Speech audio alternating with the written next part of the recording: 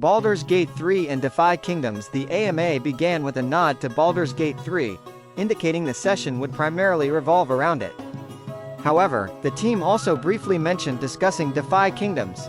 Removal of connection requirements. One of the most significant announcements was the removal of the need to connect to access the game's site.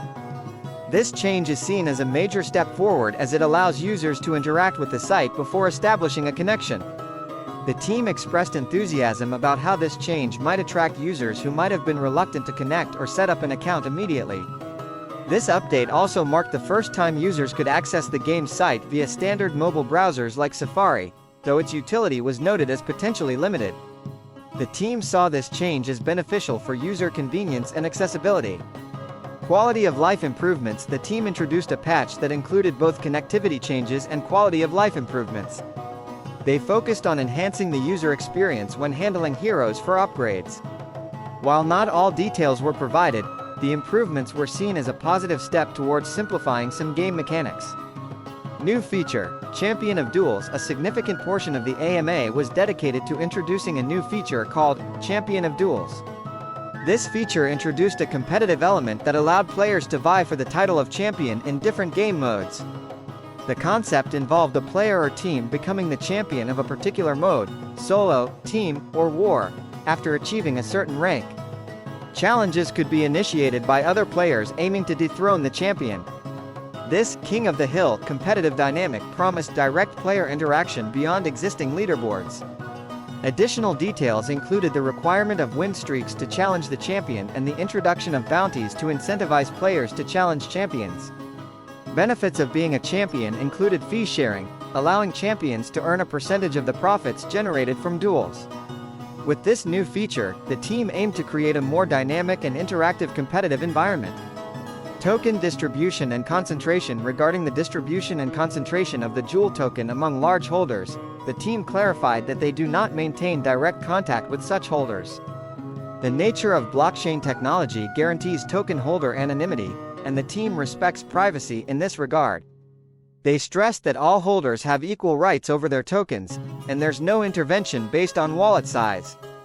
Centralized exchange listings and concentration. The team addressed concerns about token concentration potentially affecting centralized exchange listings.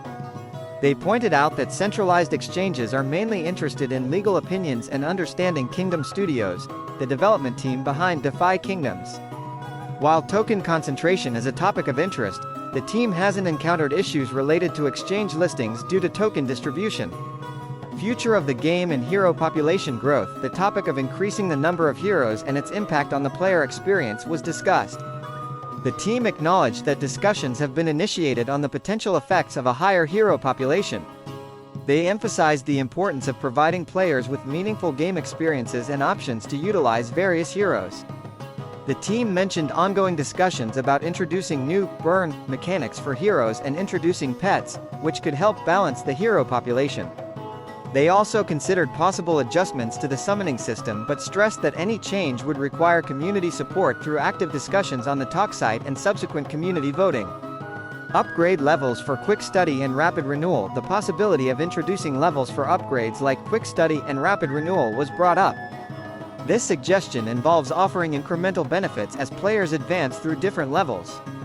Although the concept was acknowledged, the team mentioned that they designed the current upgrades to provide a balanced gaming experience without being too destabilizing. They noted that introducing higher levels for these upgrades might require careful balancing to maintain game integrity. Strategic timing of partnerships. A question was posed about the strategic timing of partnerships within the game. While no specific details were disclosed, it was confirmed that the team is indeed strategic in their partnership approach.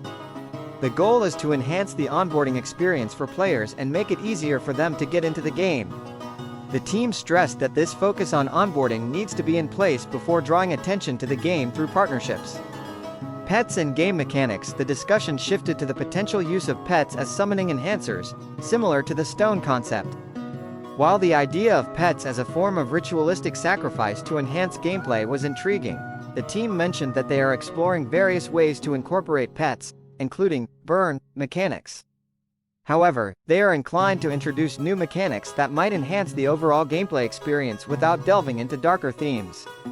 Pet-locked quest doors. The topic of quests locked by pets was brought up. The team considered tying certain quests to specific pets, creating a requirement for players to have certain pets to access those quests. No final decisions were made, but the team expressed interest in exploring various ways to regulate content access, both through pets and other conditions. Swipe Lux integration. The recent integration of Swipe Lux as an on-ramp for players in Europe and Asia was highlighted. The team mentioned that they are actively collaborating with various on-ramp providers, including those serving US users. It was clarified that on-ramps and NFT checkouts are treated as separate products due to their specific legal needs. Although the team is excited about the Swipe Lux integration, more options for players will be available in the future. The ongoing hot dog, sandwich or not debate. Lighter discussion veered towards one of the ongoing debates on the internet: whether a hot dog can be classified as a sandwich. Various team members offered their perspectives, with a consensus leaning towards defining a sandwich as something requiring two separate pieces of bread. The debate extended to consider if a hot dog bun that splits accidentally or intentionally could then classify the hot dog as a sandwich.